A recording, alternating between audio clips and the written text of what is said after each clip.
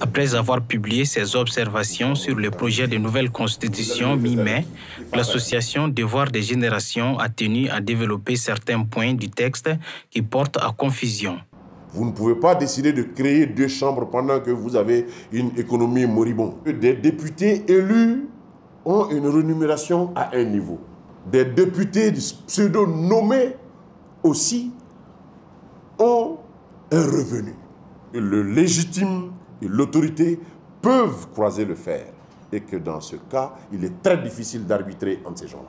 Cette légitimité dont on parle, en la valorisant, n'est-elle pas de nature à ouvrir les anciennes blessures issues de la colonisation? Au-delà de tout ça, nous avons vu qu'on parle d'une distinction entre langue officielle et langue de travail. Quelle est la différence pour eux entre une langue officielle et une langue de travail? Nous avons demandé dans notre document de faire une mise au point, de lever l'équivoque sur un point. S'agit-il seulement de la nationalité du président de la République?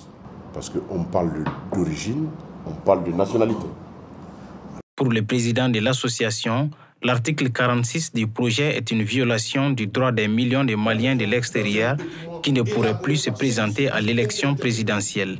Il note toutefois des points positifs sans pour autant donner une consigne de vote. Vous dire que Devoir de génération ou ma personne souhaiterait donner des consignes de vote, ce n'est pas notre doctrine, ça.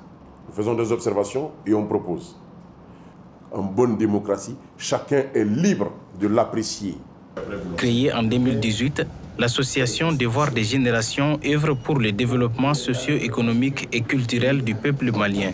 Elle est implantée dans plusieurs pays de forte concentration des Maliens.